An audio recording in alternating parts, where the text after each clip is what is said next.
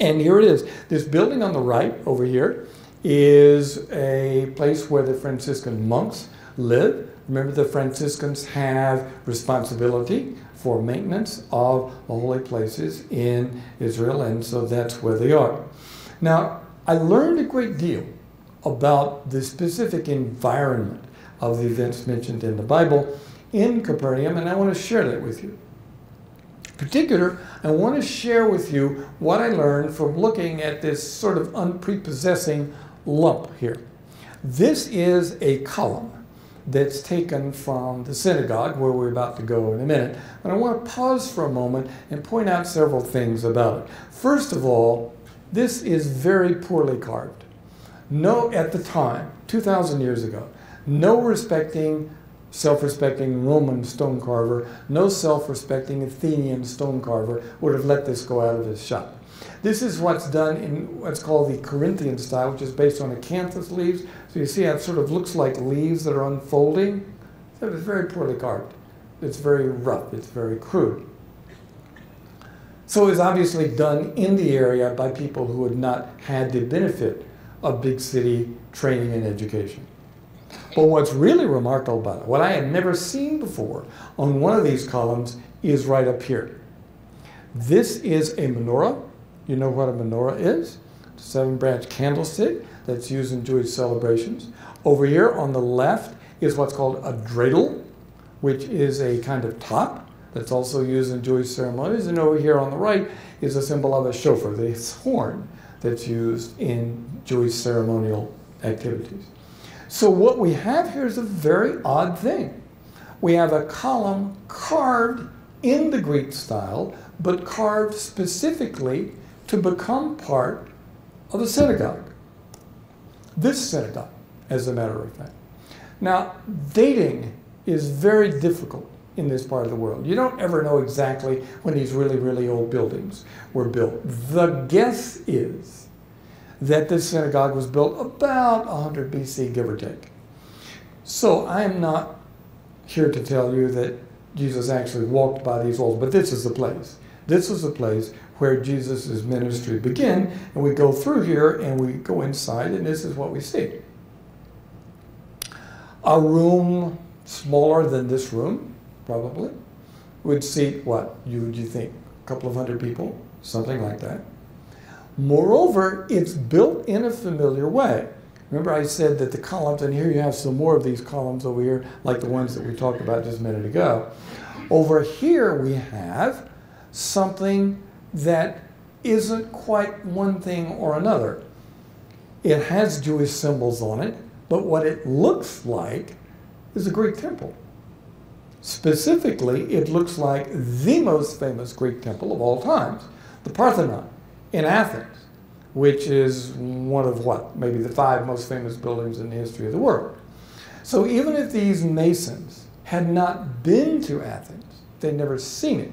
They probably had seen drawings of it, or they probably had some contact with people who had some understanding of how it was built. So the synagogue in Capernaum, where Jesus began his ministry, was a building built way out in the provinces by masons who were not all that skilled, and who imitated the most obvious model that anybody had. It was built like a Greek temple. It had Greek columns, had the same layout as the Parthenon, but it was a synagogue, so it had Jewish symbols in it. Now we come to the Mount of Olives. I know that those of you know the Bible very well, and you've seen a number of descriptions and references to the Mount of Olives. But here's the thing. Once again, the Bible tells you where things happen, but it doesn't give you a context for them. So, where was the Mount of Olives? Anybody know? Well, the Mount of Olives, as it happens, is immediately due east of Jerusalem. It's on a hill. It is not quite a mountain, but it is a high hill. And it is immediately east of Jerusalem. So when you go up there in the morning, Jerusalem spreads out before you in the morning sun, and a wonderful sight it is. Let me make a comment about the most obvious thing right here. You can all see this gold dome here. This is what's called the Dome on the Rock, and the gold dome was donated by King Hussein of Jordan in 1994. Why is that important? I'm going to use this phrase again. Tradition tells us that beneath this dome was the actual rock to which Abraham took Isaac. Remember in the Old Testament, God tells Abraham to sacrifice his son Isaac, and he takes him to a rock and is prepared to sacrifice him there. Well, tradition tells us this is the actual rock on which this took place. This rock, by the way, is revered both by Muslims and Christians. It's one of the few holy sites in and around Jerusalem that is shared by Muslims and Christians who alternate days for access to it. So here's something really important to know about the Mount of Olives. It's when you're on the Mount of Olives, all of Jerusalem spreads out before you. So it's understandably then a place for thoughtful contemplation. Then we come to the final day or so of Jesus' ministry on earth. You all know what happened in the Garden of Gethsemane, and I wonder how many of you, like me, thought the Garden of Gethsemane was a rose garden. I was a kid. I didn't know about this. It was a garden. I thought, well, gardens have bushes and flowers in them, so this must have been what the Garden of Gethsemane was like. Here is the sign in Latin for the Garden of Gethsemane. And here's the Garden of Gethsemane. It's an olive grove. So let's talk about why olives were so important. I think it's fair to say that Christianity as we know it, ancient Greek civilization as we know it, Italian civilization as we know it, all would have been impossible without the olive tree. Basically, the olive tree made Mediterranean civilization possible. How did it do that? Well, here's the answer. The olive tree is not like an oak tree or a pine tree. You can't cut it down and tell how old it is by counting the rings. It creates multiple trunks, spreads out. Its root systems go down very deep and very wide out, so it doesn't need a lot of water.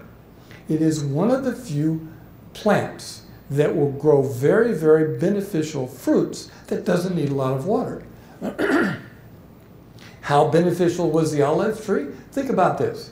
At the time of Jesus, the olives gave heat, they gave light, they gave food. People used it in cooking, and it was used in currency.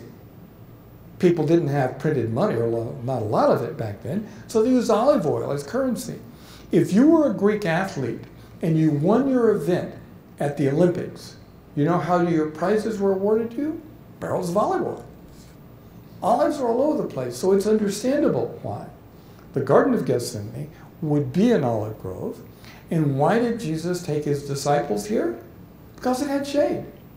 It's one of the few trees that will grow in that part of the world. And when it's hot, as it almost always is in and around Jerusalem, you would like to go to a place and have some shade, especially if you want to sit down and contemplate. If you want to listen carefully to what Jesus has to tell you, you would like to sit down in the shade. And so it's understandable that that is where